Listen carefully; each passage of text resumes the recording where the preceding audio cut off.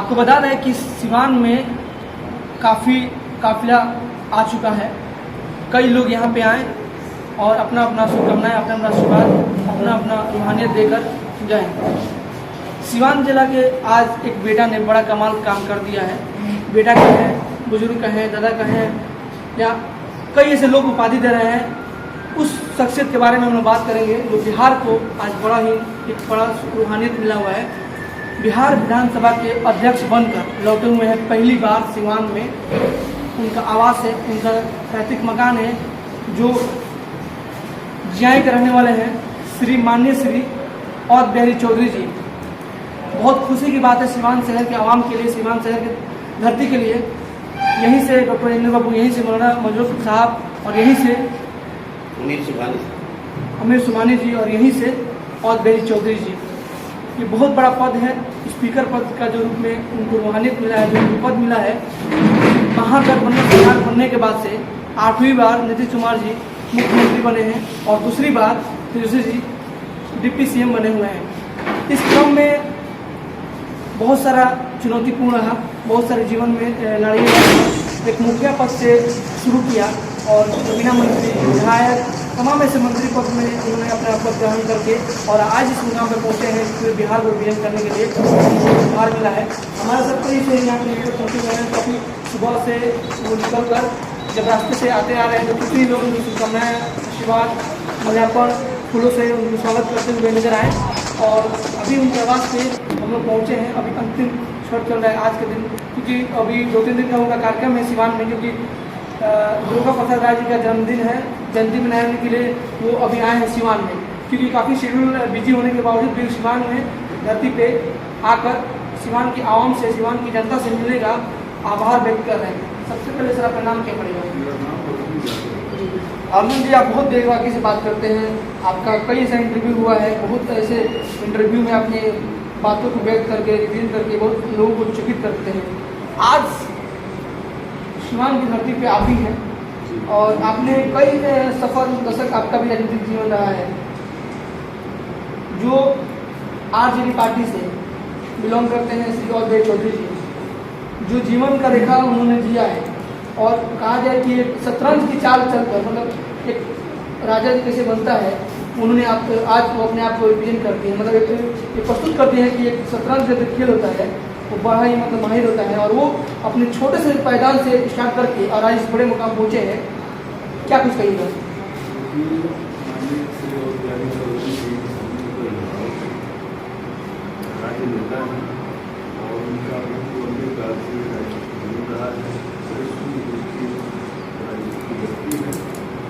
विधानसभा मुखिया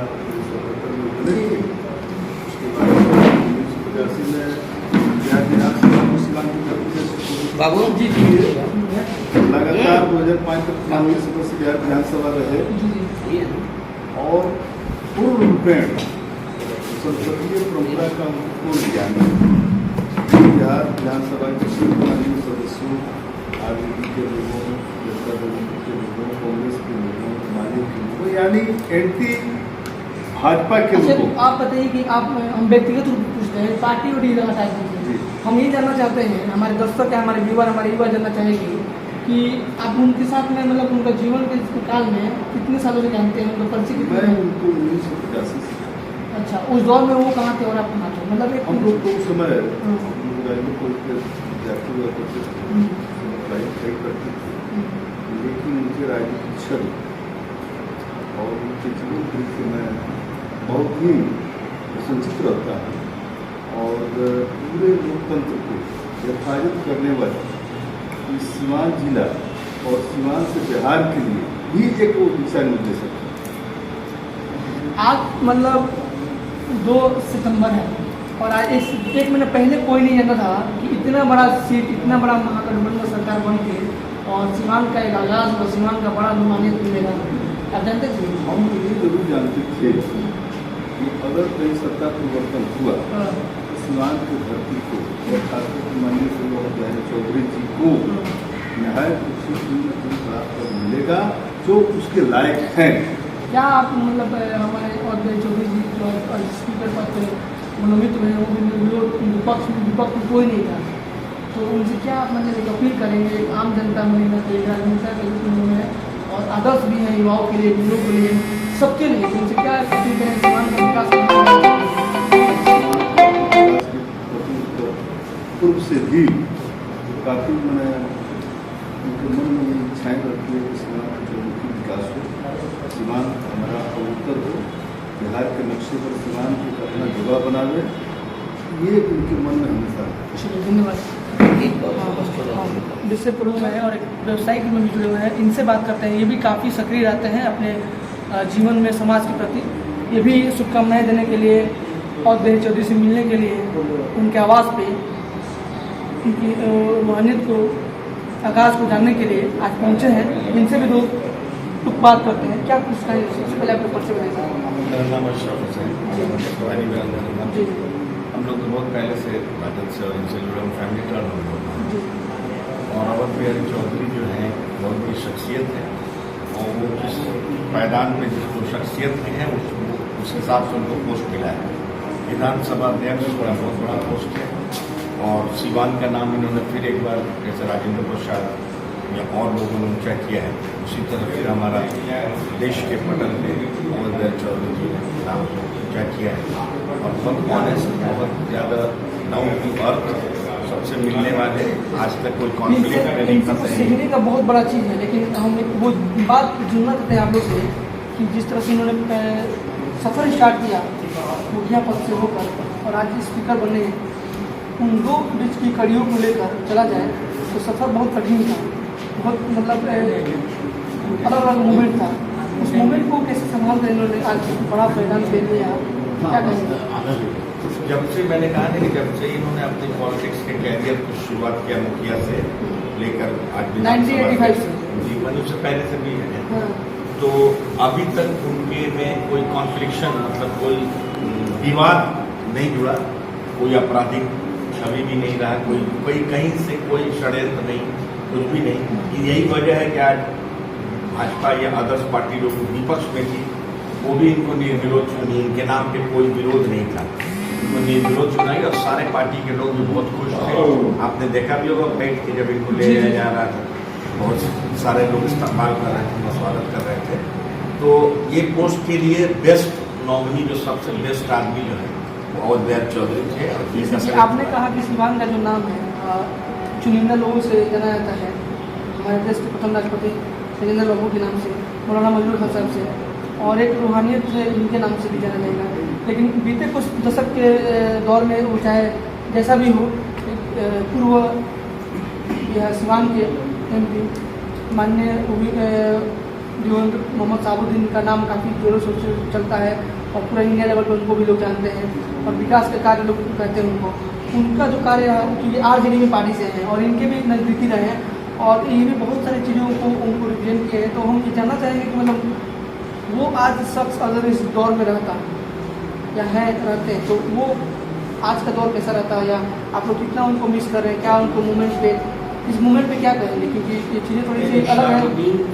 साहब जो शख्सियत थे वो तो मतलब बहुत हज़ारों साल के बाद नरगिस सत्यवेद वही वाला शेर हज़ारों साल के बाद होता है, तो वो शख्सियत फिर दोबारा नहीं होगा। बहुत ज़्यादा प्रोग्रेसिव आदमी थे और फाउंडरों में से थे राष्ट्रीय जनता दल के, तो फाउंडरों में तो साबुद्दीन साहब ने थे और बहुत बार हेल्प किया उन्होंने आउट ऑफ वे जाके तेजस्वी जी के फादर को, उनकी मदर लावली देवी जी को, और इनके में उनके में बहुत अच्छी पढ़ती थी, बहुत थी, वो भी रहते थे, आज बहुत खुश होते, बहुत हर्षोल्लास। RJD की पार्टी के जिससे ये सरकार बना हुआ महागठबंधन सरकार, तो मतलब ये सोचने वाली बात है कि महागठबंधन सरकार बनने के बाद से सीवान का RJD का जो मतलब क्षेत्र है ये विकास की सफर के तरफ जाएगा या मतलब अंधकार की तरफ? क्योंकि ये 2-3 बातें ऐसी हैं कि थोड़ा सा मूवमेंट हम नहीं पूछेंगे, पूछना थोड़ा अलाजमी है। मीना साहब जो है कि पत्नी है और वो भी प्रत्याशी रह चुकी हैं, लोकसभा की प्रत्याशी रह चुकी हैं, MP प्रत्याशी रह चुके हैं। अब कहीं ना कहीं RJD को बिलोंग करने वाली वो शख्सियत हैं और सीवान जिला में हम कहा जाए तो 6 ऐसे विधायक हैं जो कि RJD से हैं। तो मतलब बहुत अलग मूवमेंट है RJD में, क्योंकि उनका दौर उनके तरफ से भी लोग बहुत सपोर्ट करते हैं। क्या कुछ कहिएगा? कहने का मतलब नहीं, हिना साहब तो पार्टी में है, पार्टी से नहीं कहा है, पार्टी में वो तो फाउंडर लोग हैं पार्टी के, तो वो तो प्रोपेगेंडा है, उनके बहुत सारे लोग होंगे, वो ऐसी कोई बात नहीं है, सब लोग एक ही हैं, सब कुछ आप आगे देखिएगा सब एक रहेगा। पे न्यूज आ रहा था जैसे कि मौलवी साहब थे, उन्होंने तो बयान दिया है कि अगर हिना साहब पार्टी छोड़ती है तो बहुत मतलब ये अच्छा नहीं रहेगा, मतलब अब उनके लिए या पार्टी के लिए नहीं, ये लोगों का विचार हो सकता है, हिना साहब का तो कोई ऐसा बयान आया नहीं है, वो अभी क्योंकि उनके हस्बैंड का डेथ हुआ है, अभी शॉकिंग में है, अभी घर में रहते हैं, उतना एक्टिव नहीं है, लेकिन बहुत जगह नजर आती है, ओपनिंग होता है कहीं, या पार्टी का सोशल एक्टिविटी नजर आती है, वो तो बात सही है, नजर आती है। पार्टी के फाउंडर थे शाहबुद्दीन साहब कौन आज वो यहाँ पहुँचे, वो तो नहीं मालूम, उसने कहा उस दिन पर नहीं थे, अभी आप आए। टाइम मिला। क्या कहेंगे सीमांत की जनता से क्या मांग करना चाहिए, उनकी तरफ से क्या मांग करते हैं, अपील क्या करना चाहिए, क्योंकि एक अध्यक्ष पद में बने हुए हैं, तो सीमांत का विकास की अभी हाल फिलहाल नगर चेयरमैन से पद का घोषणा होने के प्रोग्रेस में है, उसमें क्या कहेंगे, मांग करेंगे? यही मांग करेंगे कि सीवान शहर जो है हमारा दिन दुनी रात चौगनी तरक्की हो, ये लोग कराते भी हैं, पहले कराए, इससे भी ज़्यादा बढ़ चढ़ के कराएं, बल्कि सीवान को जो है एक समझिए पटना के लेवल का बनाया जाए शहर, सारी सुविधाएँ यहाँ उपलब्ध हों, हॉस्पिटल है, वो मतलब और भी जितनी चीज़ें जो बेसिक चीज़ नीड्स है ह्यूमन बीइंग के, जो सारी चीज़ें हैं अवेलेबल। चलिए बहुत धन्यवाद, थैंक यू सर। सबसे एक और शख्स जुड़े हैं, उनसे बात करते हैं। सबसे पहले आपका नाम बताइए। अब्बास हाशमी। मैं माननीय और प्यारी चौधरी जी की शख्सियत पे अगर मैं रोशनी डालूँ, कुछ कहूँ, कुछ कहना चाहूँ, तो मैं यही कहूँगा कि ये इसी मिट्टी के हैं लोगों, इनकी पहचान लिख देना, ये इसी मिट्टी के हैं लोगों, इनकी पहचान लिख देना, और सामाजिक कार्यकर्ता के चादर के एक कोने पे और बिहारी चौधरी जी का नाम लिख क्या बात है, देखिए आपकी बातों पे तमाम ऐसे यहाँ पे लोग हैं और भी उन्होंने इस तरह से रुमानियत कर दिया आपकी बातों। मैं आपके प्राइम न्यूज इंडिया के माध्यम से सीवान जिला के जरिए पूरे भारत के लोगों को मैं बताना चाहता हूँ कि हर जिला में काश एक ऐसी माँ पैदा हो जाती जो माननीय और बिहारी चौधरी जी की माँ के आंचल के तले जो खूबियां थी, जिस आंचल के नीचे माननीय और बिहारी चौधरी जी को परवरिश मिली, और उसी परवरिश के बलबूते पे आज माननीय चौधरी जी आज विधानसभा के अध्यक्ष बने। इनका मैं सीवान में मेरा तालीम, मेरी तरबियत, मेरा एजुकेशन 1985 से रहा।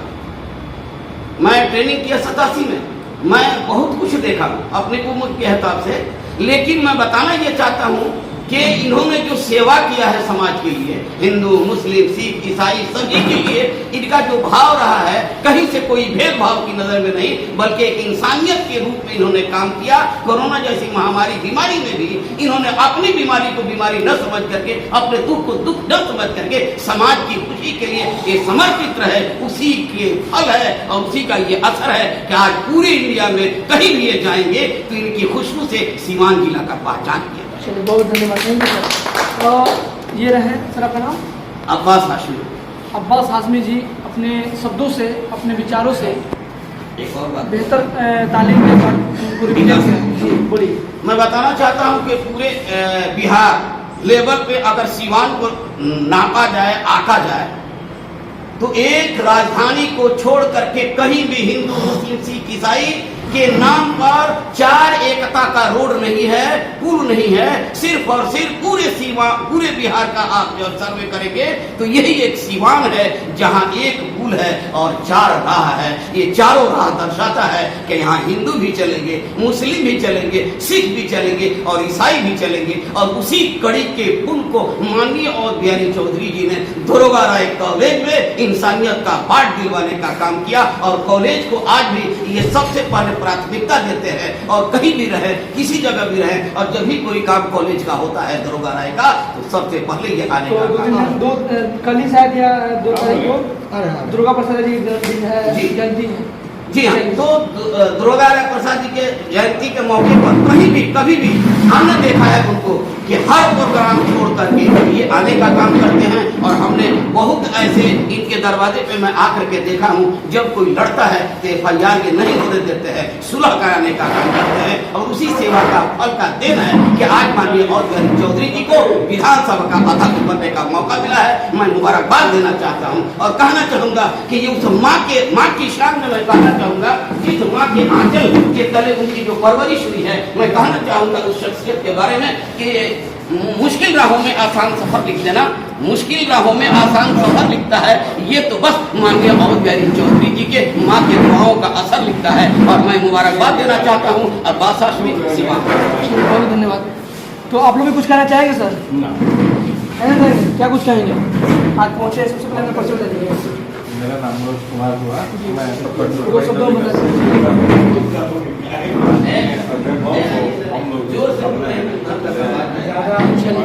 तो देखिए यहाँ पे कई ऐसे लोग हैं, कई ऐसे प्रत्याशी के लोग हैं जो मतलब जनता अपने अपने बातों को रिप्रेजेंट करके यहाँ पहुँचे हैं। श्री माननीय श्री और बिहारी चौधरी के आवास पे पहली बार सीवान पहुँचे हैं, पहली बार अध्यक्ष बने हैं, स्पीकर बने हैं। सीवान की धरती से एक ऐसा बेटा, ऐसा लाल हुआ है जो सीवान को रिप्रेजेंट करके तमाम बिहार वासियों के लिए एक शुभकामनाएं और एक शुभ चीज़ ला के आए हैं। हम चाहेंगे कि आप इसी तरह हमारे चैनल को सब्सक्राइब करें, लाइक करें और शेयर करें। आप देख रहे हैं टाइम मीटिंग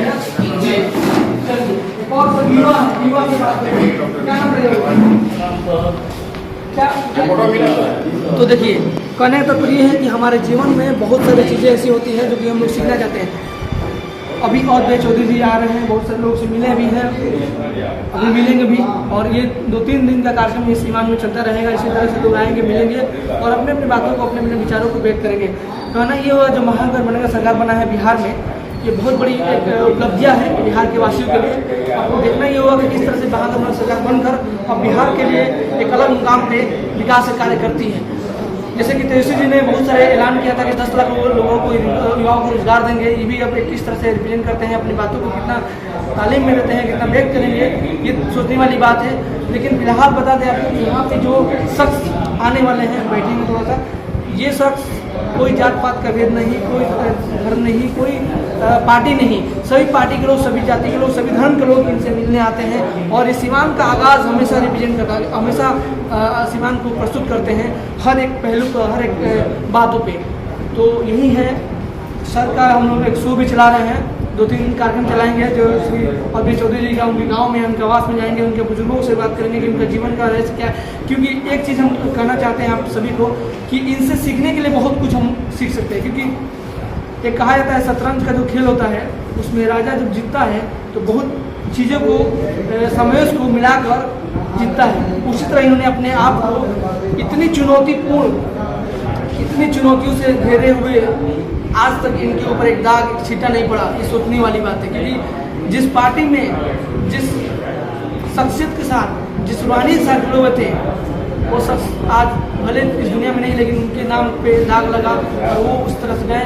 और वो इंसान भले आज, लेकिन आज भी उनको लोग चाहने वाले हैं। तो ये कहीं ना कहीं एक बड़ी बात है कि अपने जीवन में अपने ऊपर 1% भी, एक छींटा भी नहीं आने दिया।